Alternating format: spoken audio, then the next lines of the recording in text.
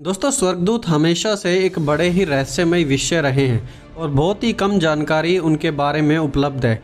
स्वर्गदूत हमेशा से परमेश्वर और इंसानियत के बीच का एक जरिया बनकर इंसानों से मिलते रहे हैं और अंत के समय में भी स्वर्गदूतों का एक बड़ा ही रोल होने वाला है। अगर आप स्वर्गदूतों, उनके कामों और अंतिम समय में उनके रोल को समझना चाहते हैं तो इस वीडियो को देखते रहिए। चलिए दोस्तों, हम शुरू करते हैं।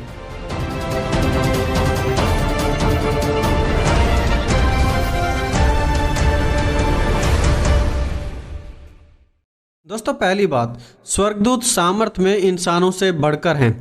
आज भी दुनिया की सबसे पावरफुल सेना, चाहे वो फिर एटम बम गिराए या फिर कोई मिसाइल यूज करे, वो स्वर्गदूतों की सामर्थ्य से कभी कम्पीट नहीं कर सकती है। मनुष्य की सामर्थ्य कभी स्वर्गदूतों की सामर्थ्य का मुकाबला नहीं कर सकती। देखिए, मत्ती 28 अध्याय उसके 3 और 4 वचन में क्या लिखा है। उसका रूप बिजली का सा था और उसके वस्त्र पाले के समान उज्ज्वल थे। उसके भय से पहरुए कांप उठे और मृतक समान हो गए। दूसरे राजाओं की किताब 19 अध्याय उसकी 35 आयत में भी हम पढ़ते हैं कि कैसे परमेश्वर की ओर से आए एक स्वर्गदूत ने असीरिया की सेना के 1,85,000 लोगों को पल भर में मार डाला था। लिखा है, उसी रात में यहोवा के दूत ने निकलकर असूरियों की छावनी में 1,85,000 पुरुषों को मारा। और भोर को जब लोग उठे तब देखा कि चारों ओर शव ही शव पड़े हुए हैं। सृष्टि का कोई भी दूसरा ऐसे प्राणी नहीं है जो स्वर्गदूतों के मुकाबले पावरफुल हो सकें या स्वर्गदूतों के साथ कम्पीट कर सकें। स्वर्गदूतों की सामर्थ्य इंसानी सामर्थ्य से कहीं बढ़कर है।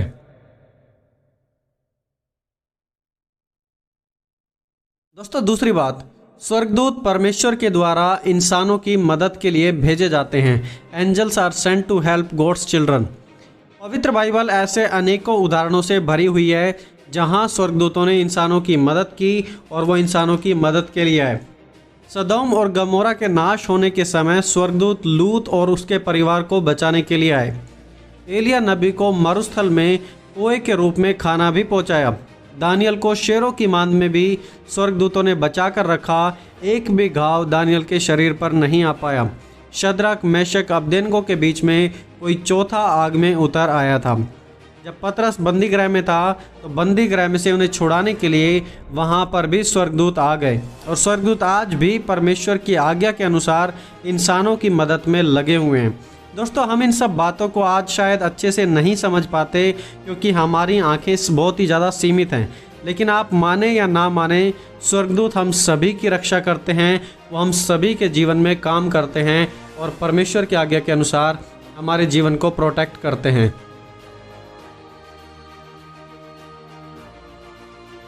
दोस्तों, तीसरी बात, बुरे स्वर्गदूत भी होते हैं। Evil angels do exist. परमेश्वर ने सभी स्वर्गदूतों को भला बनाया था, बिल्कुल परफेक्टली।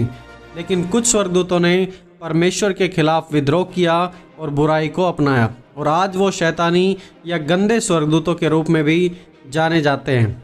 देखिए, पवित्र बाइबल बिल्कुल क्लियर है कि हमारा यह मलयुद्ध लहू और मांस से नहीं परंतु प्रधानों से, अधिकारियों से और इस संसार के अंधकार के हाकिमों से और उस दुष्टता की आत्मिक सेनाओं से है जो आकाश में काम करती है।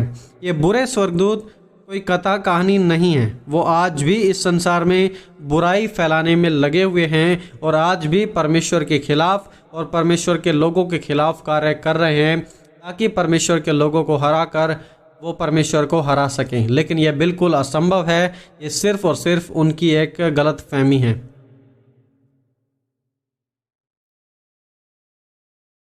दोस्तों, चौथी बात, स्वर्गदूत हमें बुद्धि की बातें सिखाते हैं। Angels enlighten our minds. देखिए, परमेश्वर चाहते हैं कि हम अपने सारे सोच विचार इस संसार से हटाकर स्वर्ग के राज्य पर लगाएं, क्योंकि संसार का तो एक अंत है परंतु परमेश्वर का राज्य सदा सर्वदा बना रहेगा। ऐसे में स्वर्गदूत हमारे दिमाग की रक्षा करते हैं और बुद्धि विवेक से हमें भरते हैं। इसका सबसे बेस्ट एग्जाम्पल है दानियल भविष्यवक्ता और जिब्राइल स्वर्गदूत। दानियल 9 अध्याय उसकी 22 और 23 आयत में इस प्रकार लिखा है, उसने मुझसे कहा, हे दानियल, बुद्धि और प्रवीणता देने को अभी निकल आया हूँ। जब तू गिड़गिड़ाकर विनती करने लगा तब ही इसकी आज्ञा निकली, इसलिए मैं तुझे बताने आया हूँ, क्योंकि तू अति प्रिय ठहरा है, इसलिए उस विषय को समझ ले और दर्शन की बात का अर्थ जान ले। तो यहाँ पर जिब्राइल फरिश्ता कहता है दानियल को कि मैं तुझे बुद्धि और प्रवीणता देने के लिए आया हूँ, और जो दर्शन तू नहीं समझ पा रहा है मैं उसे भी तुझे समझाने के लिए आ गया हूँ। तो yes, angels enlighten our mind. स्वर्गदूत हमें बुद्धि देते हैं, प्रवीणता देते हैं और गुप्त बातों को समझने में मदद करते हैं, उन्हें एक्सप्लेन करने में भी हमारी हेल्प करते हैं। दोस्तों, पांचवी बात, स्वर्गदूत हमें सही काम करने में मदद करते हैं। Angels help us to do right.